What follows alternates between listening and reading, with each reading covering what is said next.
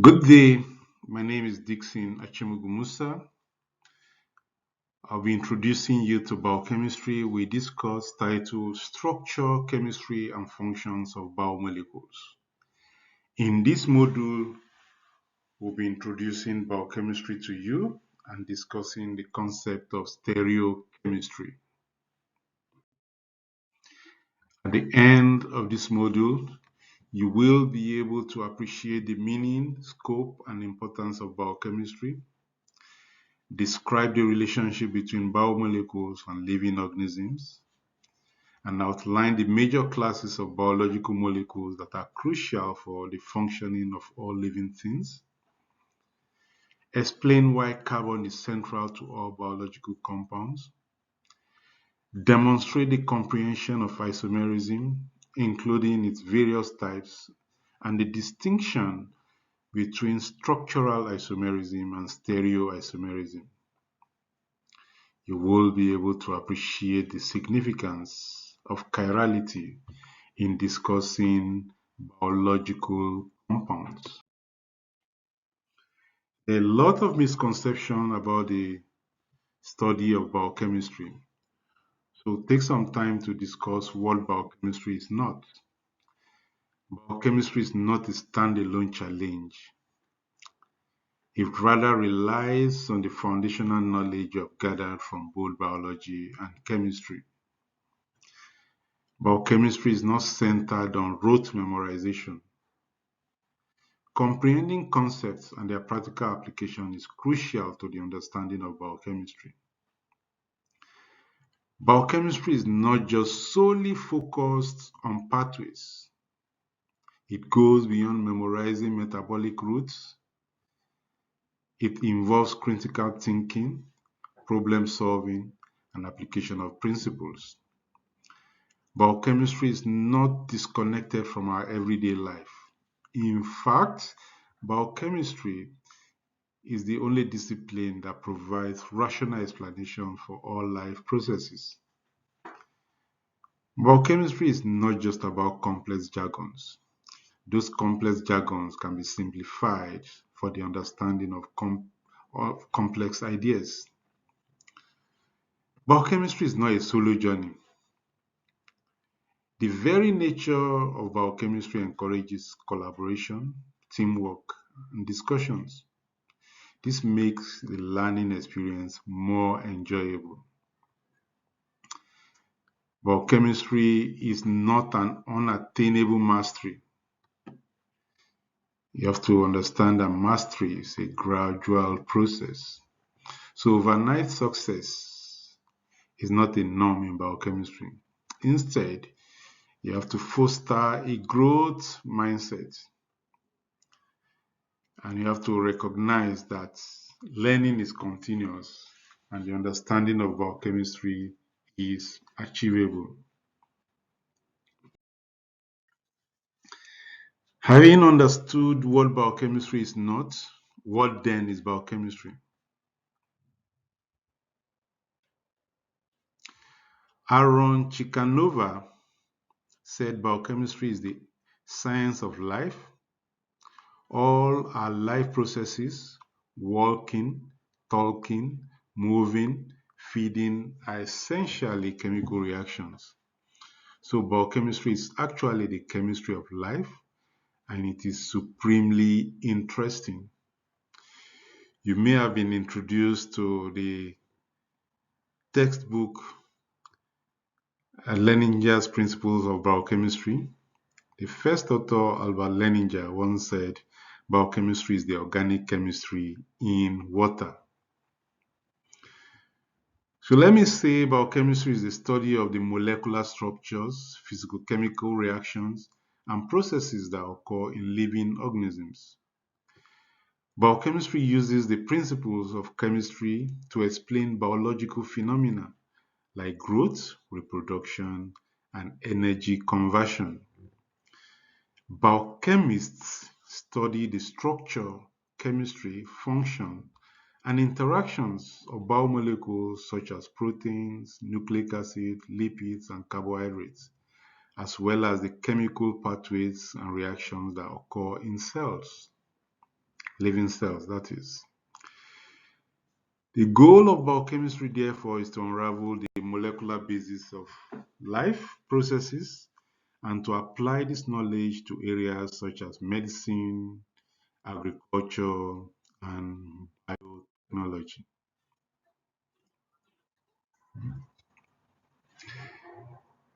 We appreciate the fact that there are elements that appear in the earth crust and also appear in the human body. And the jump between non-living matter and living system, having the same composition, is still a subject of several debates and active investigations.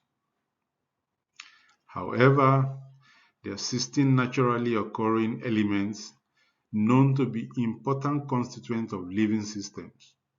They are carbon, hydrogen, oxygen, nitrogen, phosphorus, sulfur, potassium, calcium, sodium, chlorine, magnesium, iron, copper, iodine, molybdenum, and zinc. And we know that most of these are also found in the earth crust. And we also know that all living organisms are made up of systems. Systems are made up of organs. Organs are made up of tissues. Tissues are made up of cells. Cells are made up of organelles and biomolecules, or macromolecules. And the organelles themselves are made up of macromolecules. So what are these biomolecules and macromolecules we talk about?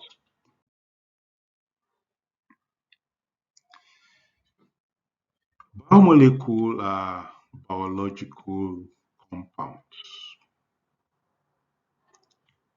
They are biological compounds, and it's essential for us to understand what biological molecules are because they are essential for us to understand biochemistry in totality.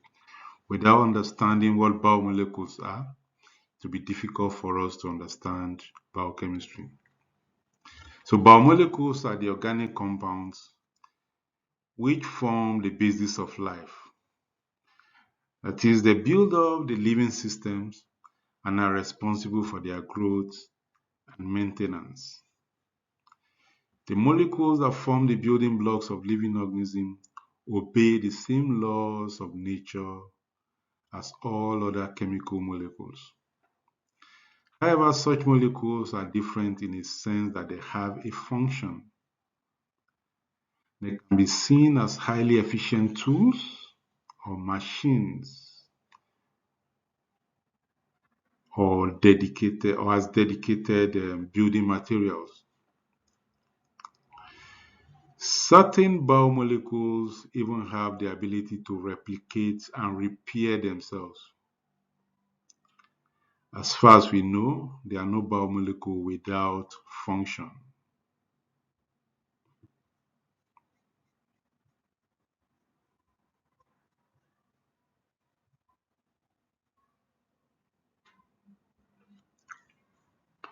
Biomolecules are different from other chemical molecules due to the function they possess.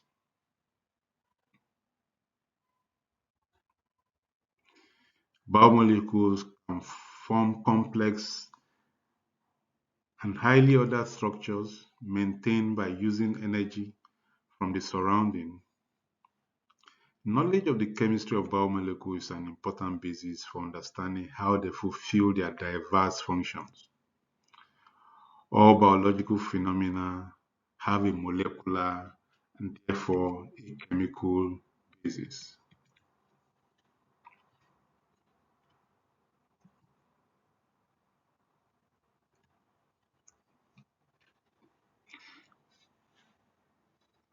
Most molecules found in living organisms are based on carbon.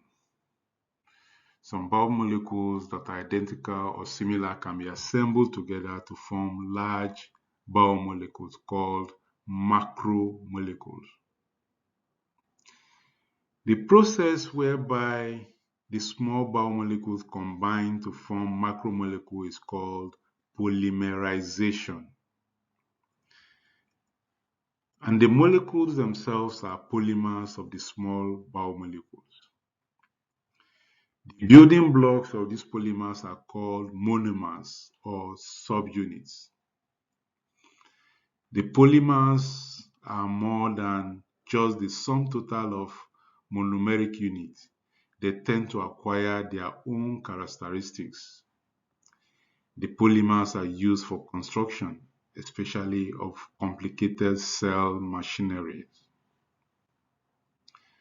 Macromolecules are assembled or broken down into their monomeric units using the same type of chemical reaction, one which involves adding or removing water molecules. Macromolecules are formed from their subunit by removing molecules of water, that is hydrogen, from one subunit and hydroxyl from the second subunit to join the subunits together in a process known as dehydration synthesis or condensation. When larger molecules are broken down, such as in digestion, water molecules are added to break the macromolecules into their monomeric units in a process known as hydrolysis. Macromolecules serve essential physiological functions and are necessary for life. The macromolecules that are important for all living systems are grouped into four: carbohydrates, proteins, lipids, and nucleic acid. And these are some examples of the macromolecules.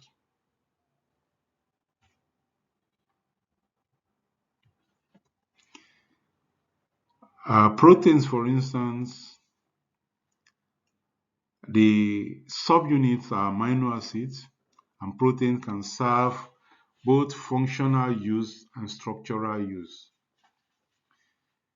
When they serve functional use, the function includes catalysis, chemical catalysis or biochemical catalysis, or transport. Example of such is hemoglobin. We all know the hemoglobin found in our blood, which serves to transport oxygen. In structural use, proteins serve mainly for support. An example of such are our hair and silk in certain animals.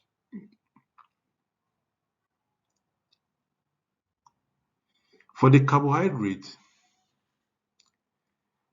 there could be starch, glycogen, cellulose, or chitin.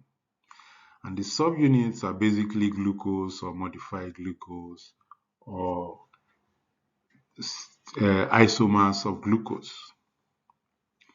They serve energy storage function,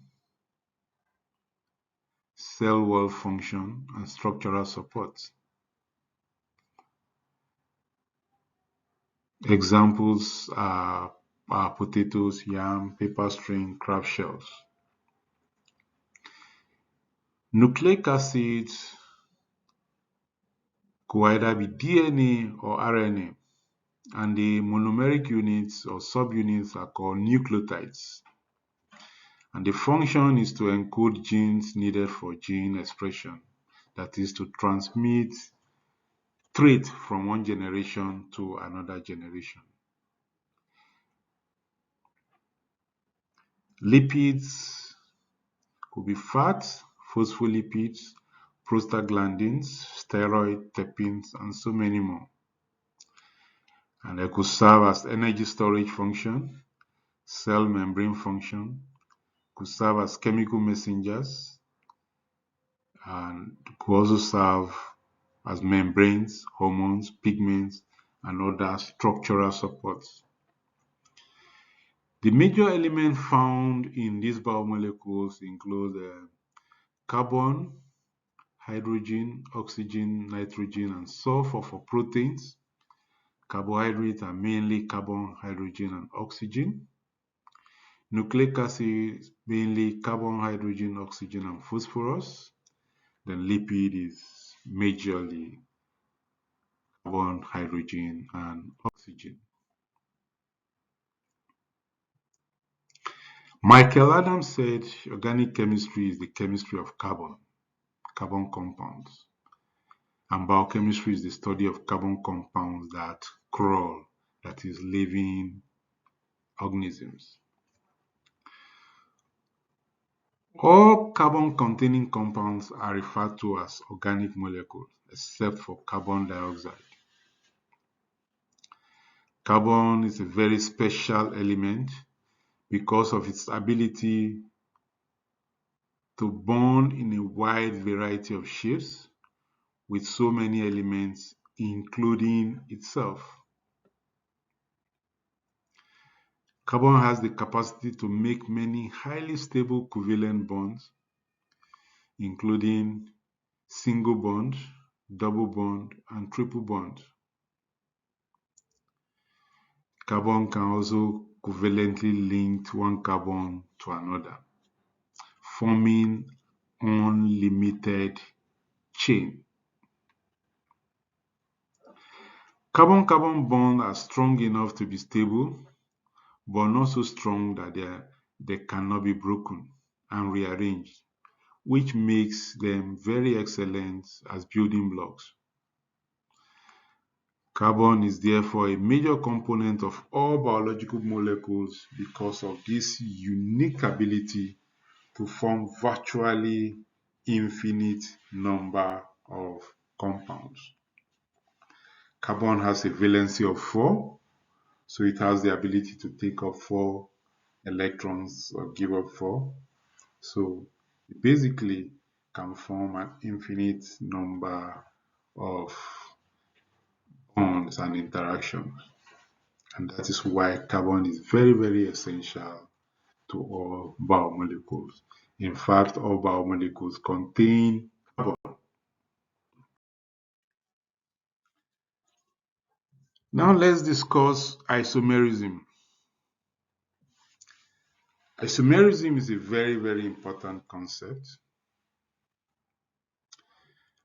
Isomerism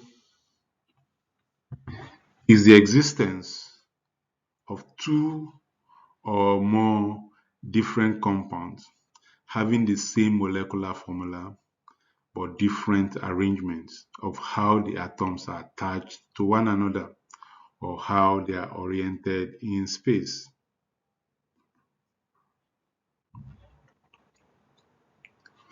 If you take a look at this compound and this compound, you can see that they have the same molecular formula.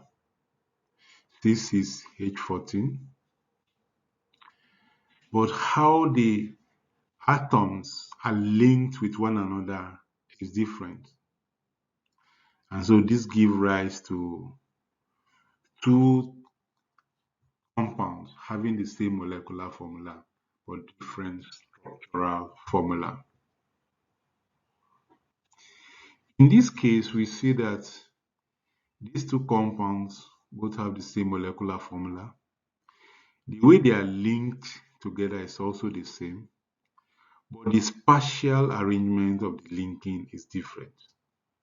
So this is another type of isomerism where compounds have the same, more than one compound have the same molecular formula. They even have the same structural formula, but the arrangements in space differ from one another. So this basically is what isomerism is. And we have different types of isomerism.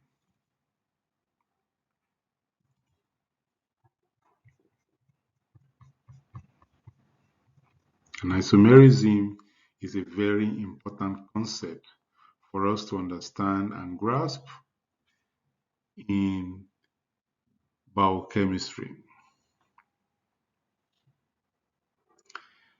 There are basically two types of isomerism.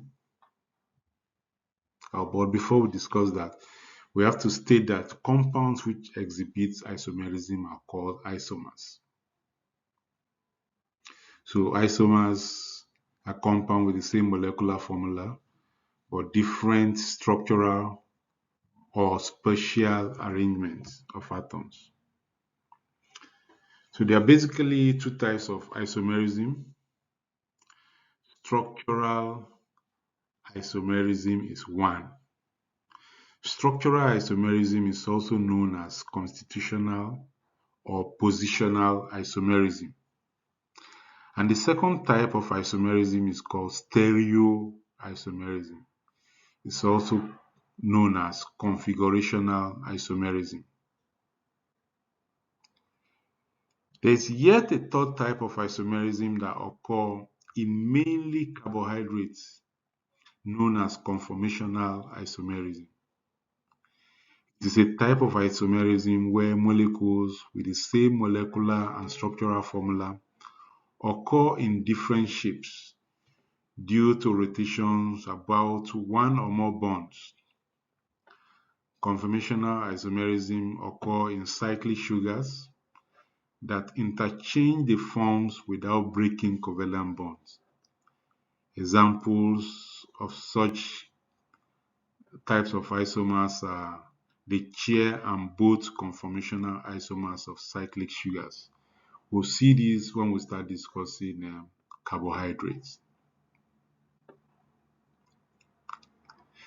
Structural isomerism occur when atoms and groups are linked together in different ways, whereas stereoisomerism occurs when atoms and groups are connected in the same way or have different spatial arrangement, that is, different arrangement in space.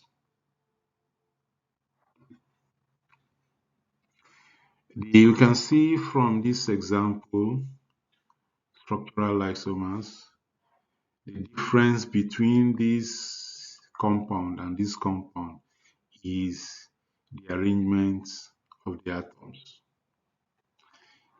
If this is a functional group and this is carbon 1, 2, 3, 4, 5, 6, then we'll see that the arrangement of this methyl group is on different carbon in this place and in this place. So it makes, in these two structures, it gives example of structural isomers. But if we look at this example here, find out that the structural arrangement is the same, but the orientation in space is different, and this gives rise to stereoisomers.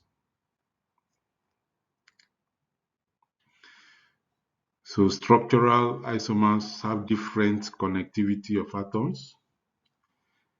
Stereoisomers have same connectivity of atoms but different arrangement in space. Conformational isomers are interconverted by rotation about a single bond. Then for stereoisomers, we have two types. We have the geometric isomers and the optical isomers. The geometric isomer differ in the spatial position around a bond with a restricted rotation. For example, a double bond. While for optical isomers, we have basically two types, the diastereomers and enantiomers. The diastereomers are optical isomers that are not enantiomers, whereas optical isomers that are non-superimposable mirror images of one another are called enantiomers. Optical isomers are able to rotate plane polarized light. So it is important for us to know that the most important class of isomerism in biomolecule is stereoisomerism. And almost all classes of biomolecules show stereoisomerism.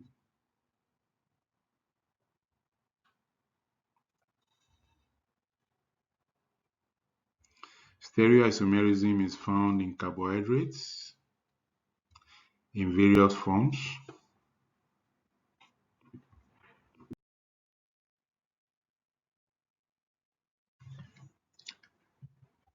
It's found in carbohydrates in various forms, just like we have stated. Stereoisomers differ only in the orientation of atoms in space. The configuration is a particular three-dimensional arrangement, and stereoisomers differ in configuration. As opposed to structural isomers, stereoisomers have identical IUPAC names, except for a prefix like cis or trans.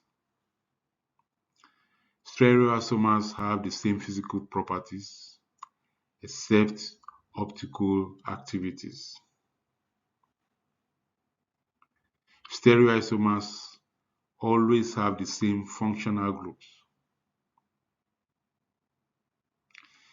Stereoisomerism is found in carbohydrates in various forms, such as in D and L isomers, alpha and beta anomers, and in epimeric forms.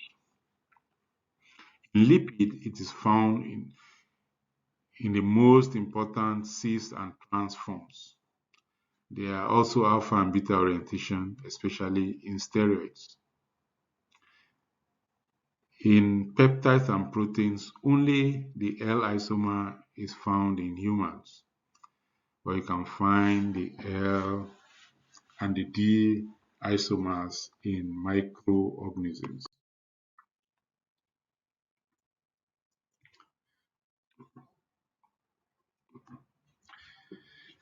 Chirality. All substances have a mirror image. However, what is important in chemistry is whether a molecule is identical to or different from its mirror image. As we can see from this illustration here, this is the left hand and the right hand is the mirror image of the left hand. You cannot superimpose the left hand on the right hand or the right hand on the left hand, even though they are mirror image of one another, even though they look exactly alike, but they cannot be superimposed on one another. So that is this concept of handedness is what we call chirality.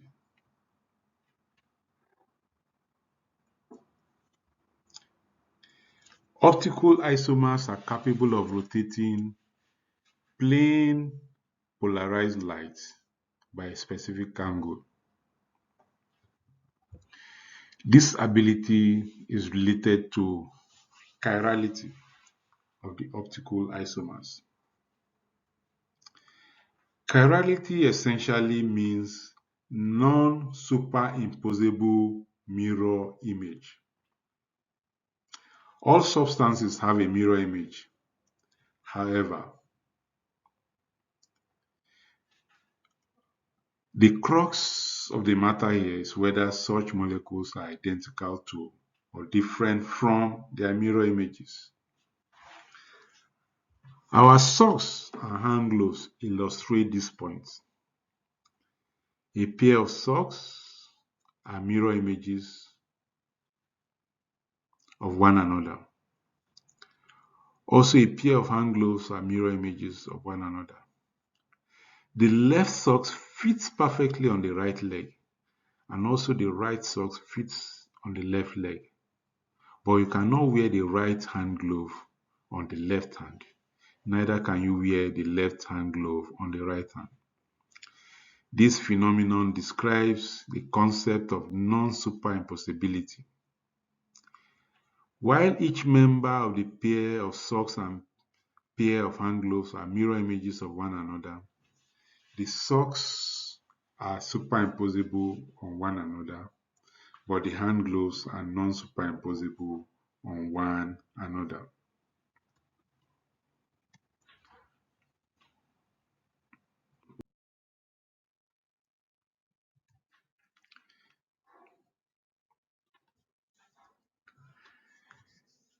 The hand gloves are non-superimposable because of the handedness. That is, one is right-handed and the other is left-handed. Chirality is the term we use to refer to such handedness among biomolecules.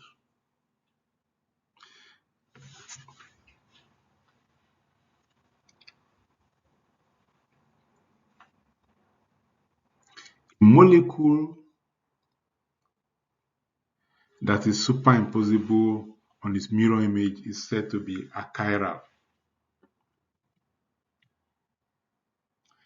If a molecule is imposable on its mirror images, it's said to be achiral. A chiral molecule usually contains a plane of symmetry, but chiral molecules do not possess this plane of symmetry.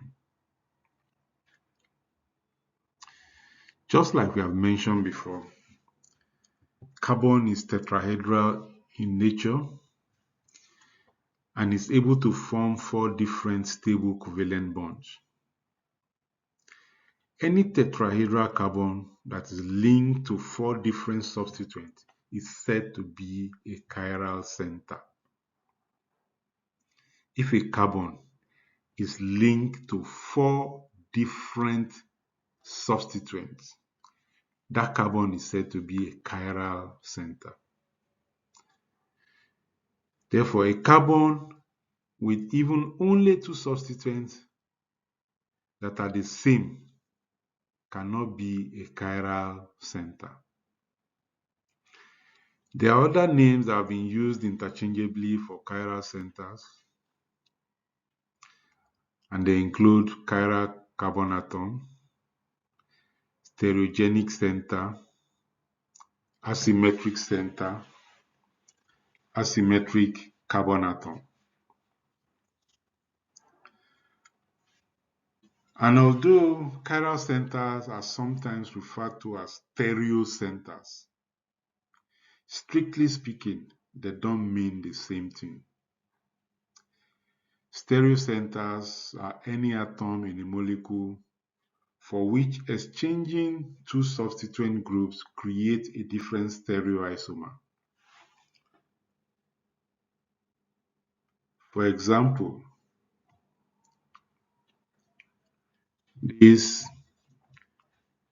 6 trans isomers of dichloroethene gives us an example of what a stereocenter is.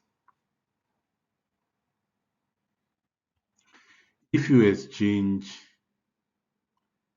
this hydrogen here with chlorine and you bring this hydrogen down here and you have this form, cis form, this is a trans form, this is a cis form, you find out that this has become a stereocenter. In fact, there are 2 stereocenters here.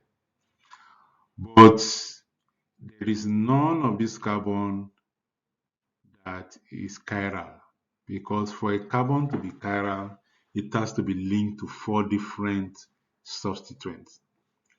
And this one is not linked to 4 different substituents. It's linked to 3 different substituents: hydrogen, chlorine, and a double bond links it to this. So this is not a chiral center, but it's a stereo center.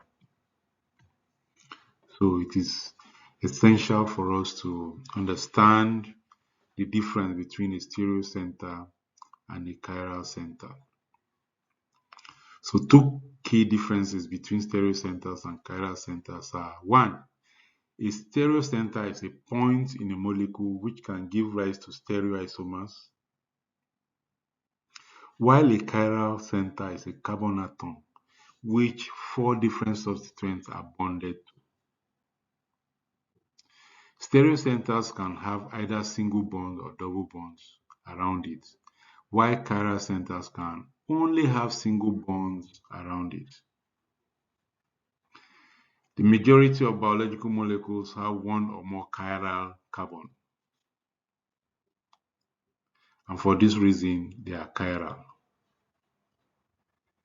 The presence of a chiral carbon in biomolecule has given rise to a vast number of isomers in biological compounds.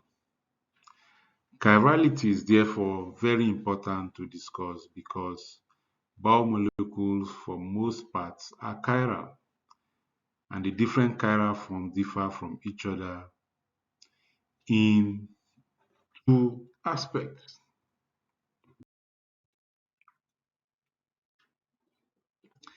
They differ in how they affect light and how they interact with other chiral substances. Usually, only one chiral form will be biologically active. Chiral compounds have the ability to rotate plane polarized light, and this property has been historically used to differentiate between enantiomers. When an enantiomer turns the plane polarized light to the right, it is called dextrorotatory and is designated as plus. When it turns plane polarized light to the left, it is called levorotatory and it is designated as minus. So the designation for dextrorotatory is plus or small letter d, and the designation for levorotatory is minus or small letter L.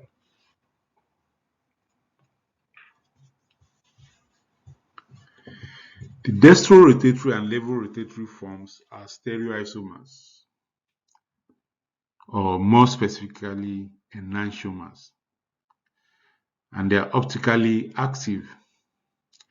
When a solution contains equal amounts of the two enantiomers, such a solution is referred to as a racemic mixture. Chirality in biological world is of grave consequence as biological activities such as enzyme substrates, antigen antibody, and hormone receptor interaction are highly enantioselective or stereoselective.